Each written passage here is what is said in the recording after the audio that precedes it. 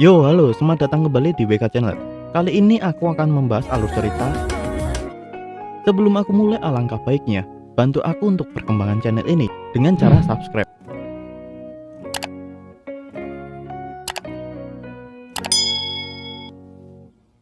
Oke, sudah, terima kasih banyak. Saat boneka membuka mata, bayangan Anda masih melekat.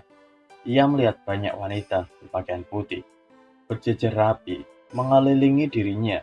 Suasana terasa seperti di ruang operasi. Namun, itu hanyalah mimpi. Secara logika tidak mungkin sebuah boneka bisa bermimpi.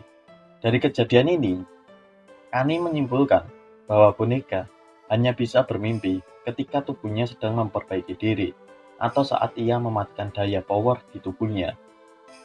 "Kau memimpikan apa?" tanya Bon ingin tahu. Boneka menceritakan mimpinya. Rasanya seperti dikelilingi sekelompok orang, semuanya wanita. Mereka semua memakai pakaian yang sama, warna putih.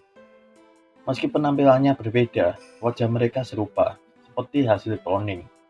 Bon berpikir keras, itu bukan mimpi, melainkan kenangan. Itu satu-satunya penjelasan yang masuk akal, bahwa boneka pernah berada di tempat itu bersama mereka. Sayangnya boneka masih belum mengingat apa-apa. Tiba-tiba suara pengumuman dari Kaibara terdengar memecah keheningan. Perusahaan Kaibara telah menerima laporan bahwa salah satu anggota manusia abadi telah menyelinap ke blok perumahan OL. Jika ada yang melihat mereka, perusahaan Kaibara meminta orang itu segera melapor ke pihak Kaibara dan menjaga jarak dari pasukan manusia abadi. Sekalipun Anda berhasil menangkap manusia abadi, jangan diberi makan atau dipancing kemarahannya. Mendengar pengumuman itu, Mesar merasa kesal dan mengajak Fushi untuk segera menyelesaikan urusan mereka. Ia merasa perusahaan Kaibara terlalu menganggap manusia abadi seperti makhluk buas. Mereka pun memutuskan menuju ke tempat awal boneka terjatuh dari atas, sebuah area yang penuh tumpukan sampah. "Kau ini ceroboh sekali," celetuk Bon, heran. "Dari ketinggian setinggi itu, kau bisa jatuh sampai ke sini. Memang ada apa di atas sana?" Sebelum Fushi sempat menjawab, Tonari menyadari sesuatu. Jika mereka naik ke atas, mereka pasti akan bertemu para klon Misuha. Hal itu sontak membuat boneka sangat bersemangat dan mengajak mereka semua menemaninya untuk naik. Tonari meminta boneka untuk bersabar. Klon Misuha berada di lantai 5, paling atas. Setiap kali kita naik level di kota pohon ini, tingkat kesulitan dan jumlah orang-orang di sana juga naik. Jika kita pergi dengan rencana yang tidak matang, para pemburu manusia abadi yang berjumlah banyak akan membunuh kita. Tonari punya ide. Ia mengusulkan bahwa ada satu orang yang melihat keadaan di sekitar dan sampai ke sana tanpa ketahuan. "Aku akan mati lebih dulu dan menjadi roh." Mesar setuju, tetapi Matt menolak keras. Mereka dulu sering melakukan hal aneh seperti itu, meskipun ini keinginan Tonari sendiri. Tapi Fushi sudah melarangnya. Gugu menyarankan Fen dan Nixon saja yang memeriksanya. Fen dan Nixon yang sudah menjadi roh langsung ketakutan. Bon pun menenangkan mereka. Hero akhirnya meminta Fushi saja yang melihat kondisi di sekitar. Fushi tampak murung, dan Mesar serta Bon bisa merasakan perubahan di wajahnya. Dalam perjalanannya, Fushi merasakan rasa sakit yang banyak saat menuju lokasi yang dituju. Sesampainya di sana, para tentara telah menghabisi klon Misuha secara massal sampai tak tersisa. Semakin jauh Fushi berjalan, kenangan bersama Misuha terus bermunculan. Ia ingat Misuha pernah menyambut kedatangannya di tempat ini. Fushi berusaha meyakinkan dirinya sendiri bahwa Misuha yang asli sudah tidak ada.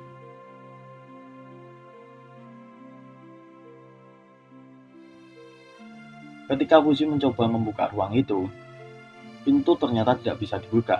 Ini adalah hal yang sangat aneh. Fushi yang bisa meniru apapun tidak bisa membuka pintu. Ada sesuatu yang Fushi sembunyikan. Fushi pun kembali dan memberi kabar kepada teman-temannya, terutama boneka. "Aku sudah menemui mereka," kata Fushi. Meski Fushi ini berbohong, berusaha menghibur mereka. "Aku memberitahu mereka tentang dirimu. Mereka bilang Tidak satupun klon yang tahu detailnya, tetapi mereka mengatakan salah satu teman mereka yang sudah meninggal punya boneka yang disukai. Boneka yang polos sangat senang. Meskipun ia hanyalah boneka, ia merasakan memiliki keluarga. Hal itu membuat semua orang yang mendengarnya ikut merasa lega. Setelah momen itu, Mesar merasa kecewa. Mereka sudah jauh-jauh datang, tapi tidak ada petunjuk apapun. Tonari menyarankan agar Mesar mematikan tombol boneka, berharap sebagian kecil ingatannya akan muncul. Dengan kasar, Mesar membuka rok boneka dan memegang saklarnya. Hal itu membuat boneka risih. Mesar menyuruhnya diam dan mengatakan akan mencobanya. Akhirnya boneka dalam mode off.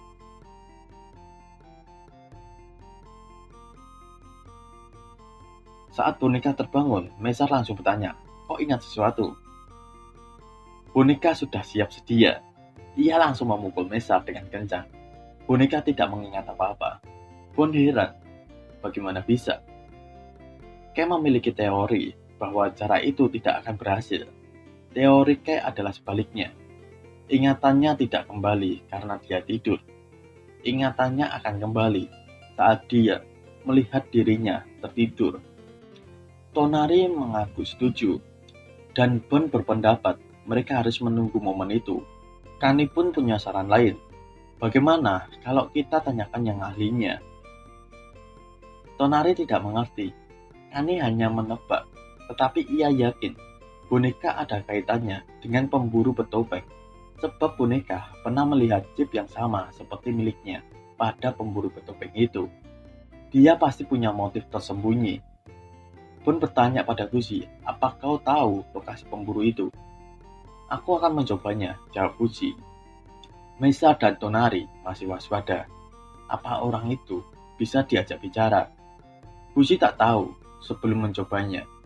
Mereka pun bersiap pergi menemui pemburu bertopeng. Mat saat itu sedang tertidur dengan nyenyak. Fuzi yakin pemburu itu bisa diajak omong dan membuka hatinya. Fuzi menuju kediaman pemburu itu. Suasana di sana sedang berduka. Seorang pengawal bertanya pada Fuzi, "Kau siapa?" "Makanya aku datang ke sini," jawab Fuzi. "Sungguh menyedihkan apa yang terjadi pada bos yang dulu mati di tempatku. Aku tinggal di dekat sini," lanjut sambil membawa bunga. Penjaga pun memperbolehkan Fuzi masuk. Anak buah bos menceritakan bahwa rekan-rekan mereka yang lain telah kehilangan semua bintang. Jadi mereka tidak bisa datang. Kami harus mengadakan upacara hanya dengan kami yang memiliki bintang yang tersisa. Ada satu lagi yang masih punya bintang. Orang itu bernama Abel. Saat dipanggil, Abel tak menjawab. Anak buah bos meminta Fuzi melupakan Abel karena orangnya terlalu pendiam. Fuzi memulai basa-basinya untuk mencari fakta. Ku dengar bos sedang berburu para manusia abadi dan beberapa boneka sebelum dia meninggal. Benar, jawab anak bos. Para manusia abadi memiliki boneka itu, dan itu adalah petunjuk untuk menangkap mereka. Fuzi pun menyerahkan boneka. Aku menemukan boneka ini dari seorang penjual dan membawanya hari ini. Fuzi semakin berani bertanya. Boneka ini mempunyai rahasia yang dirahasiakan perusahaan Kaibara, bukan? Anak buah bos meminta maaf karena mereka tidak tahu. Lalu ia menelpon Abel yang ada di atas untuk turun. Abel pun turun, namun langsung mengarahkan senjata pada Fuzi. Meskipun sudah dicegah anak buah bos. Karena Fuzi adalah tamu mereka, Abel sama sekali tidak peduli.